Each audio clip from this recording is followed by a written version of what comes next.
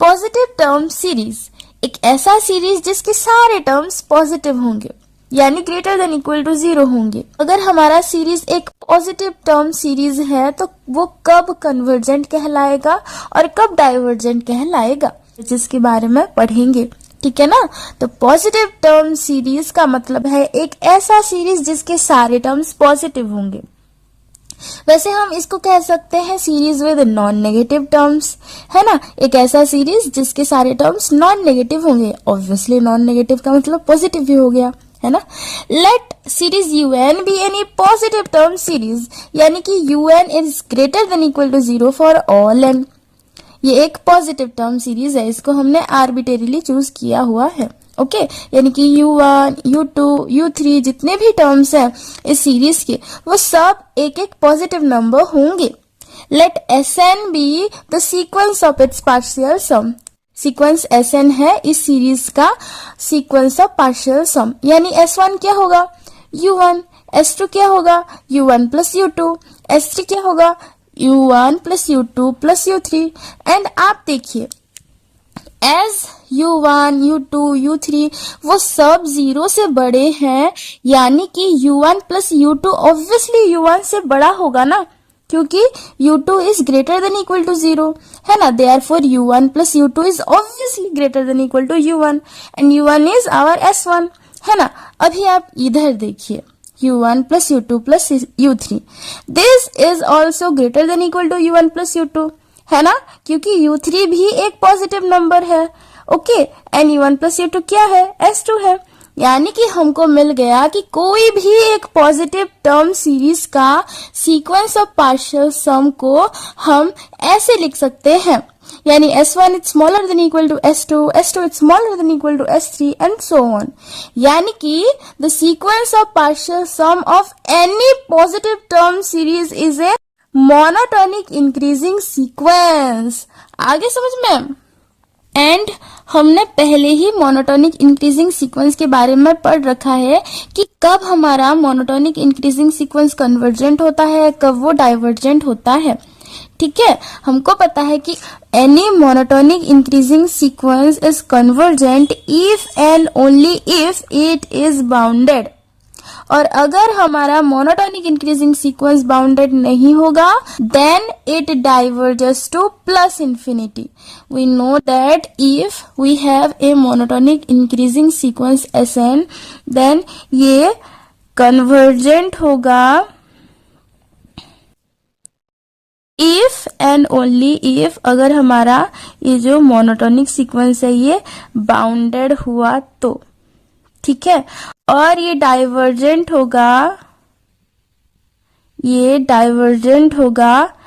If and only if हमारा जो ये सीक्वेंस ऑफ पार्शियल सम है ये अनबाउंडेड हो गया तो।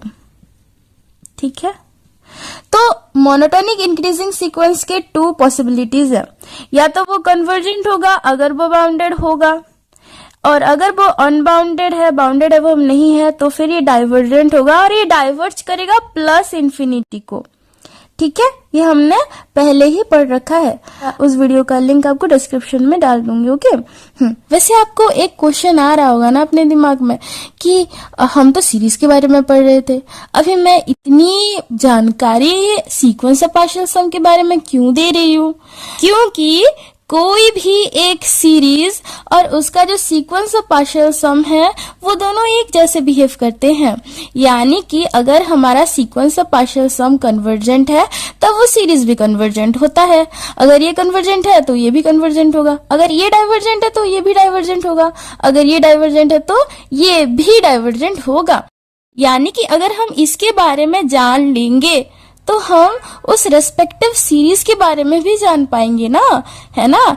And we know that positive term series का जो सीक्वेंस ऑफ पार्शियल सम है वो ऑलवेज मोनोटोनिक इंक्रीजिंग होता है, और मोनोटोनिक इंक्रीजिंग सीक्वेंस बाउंडेड होंगे तभी कन्वर्जेंट होते हैं। यानी कि हमारे जो सीरीज है ये तभी कन्वर्जेंट होगा अगर इसका जो सीक्वेंस ऑफ पार्शियल सम है ये बाउंडेड होगा तो, और अगर ये बाउंडेड नहीं होगा तो हमारा जो सीरीज है वो डाइवर्ज करेगा two plus infinity. So this is all about positive term series, और हम इसकी मदद से बहुत सारे पॉजिटिव टर्म सीरीज का कन्वर्जेंस पता लगा सकते हैं। चलिए अब इसको एक एग्जाम्पल की मदद से हम समझते हैं। So we have a series 1 + 1/2 factorial + 1/3 factorial and so on. ठीक है, अभी चेक करते हैं कि क्या ये एक पॉजिटिव टर्म सीरीज है या नहीं है। देखिए यहाँ पहला टर्म है 1, सेकेंड टर्म है 1/2 फैक्टोरियल, फिर थर्ड टर्म है 1/3 फैक्टोरियल एंड सो ऑन। यानी क्लियरली सारे टर्म्स एक एक पॉजिटिव नंबर्स हैं, है ना। All are greater than equal to 0, therefore ये एक पॉजिटिव टर्म सीरीज है, जिसको हम सीरीज 1/n फैक्टोरियल कह सकते हैं, है ना। द सीरीज 1/n फैक्टोरियल, है ना। And let Sn be its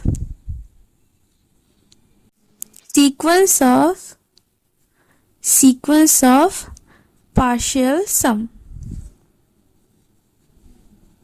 Okay, so we have what? We have Sn is equal to 1 plus 1/2 factorial plus 1/3 factorial plus 1/4 factorial up to 1/n factorial. Okay, and we know that कि हमारा जो 1/2 factorial है it is equal to 1/2. हमारा जो 1/3 factorial है इसका value क्या है? 1/6 है ना। 3 factorial is equal to 3 into 2 into 1 which is equal to 6, and this is smaller than 1/4 which is 1/2 का square, है ना। 1/6 it's smaller than 1/4 ना। And similarly we have 1/4 factorial which is equal to 1/24 which is smaller than 1/8. This is 1/2 to the power 3, है ना। उसी तरह 1/5 factorial भी होगा छोटा, किससे? 1/2 to the power 4 से।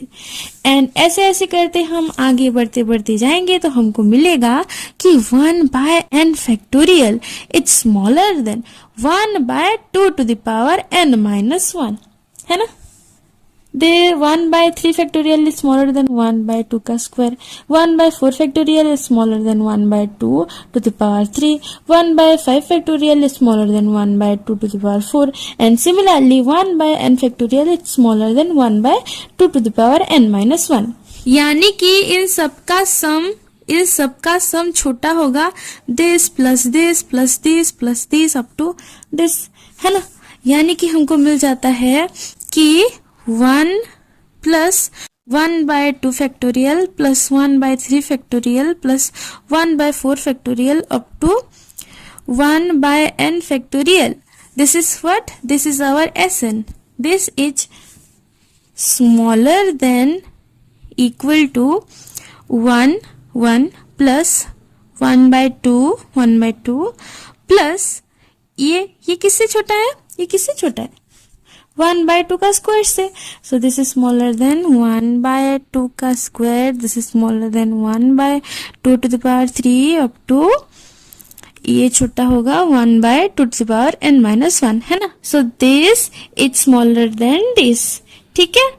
अभी this is equal to 1 plus 1/2 plus 1/2 का स्क्वायर प्लस 1/2 का cube plus up to 1/2 to the power n-1. This is equal to 1 minus 1/2 to the power n/1 minus 1/2. क्यों ऐसा क्यों होता है? क्योंकि 1 plus r square plus r cube up to r to the power n-1 is equal to 1 minus r to the power n whole divided by 1 minus r, है ना। क्योंकि 1 plus r square up to r to the power n-1, this is equal to 1 minus r to the power n by 1 minus r, ठीक है। This is the formula. और उसके हिसाब से r की जगह अगर हम 1/2 पुट कर देंगे तो हमको मिल जाता है दिस प्लस इसका स्क्वायर प्लस 1/2 का cube up to 1/2 to the power n minus 1 is equal to 1 minus 1/2 to the power n by 1 minus 1/2 and we know that 1/2 is smaller than 1 है ना, इसीलिए 1/2 टू द पावर n का जो value होगा that will be smaller than 1 for all n, है ना। अभी मैंने क्या कहा, अगर आपको समझ में आया तो आप पूरा कॉन्सेप्ट समझ जाएंगे। मैंने क्या कहा कि एज 1/2 इज स्मॉलर देन 1, ठीक है, देयरफॉर इसका जो पावर हम करेंगे, कुछ भी करेंगे, that will be smaller than 1 for all n, है ना। सो ये जो टर्म है, ठीक है, ये जो टोटल टर्म है, इसको हम ऐसे भी तो लिख सकते हैं कि 1/1 माइनस 1/2 बन जाएगा 1/2 minus 1/2 to the power n by 1/2, है ना। और दिस क्वांटिटी है 2 minus 1/2 to the power n into 2, this is smaller than 2, है ना। यानी कि हमको मिल गया कि हमारा जो Sn है, Sn टर्म है, it's smaller than 2 for all n, and hence we got that the sequence of partial sum Sn is bounded above. And as the sequence of partial sum of the series of the positive term series is bounded above, therefore the series is convergent.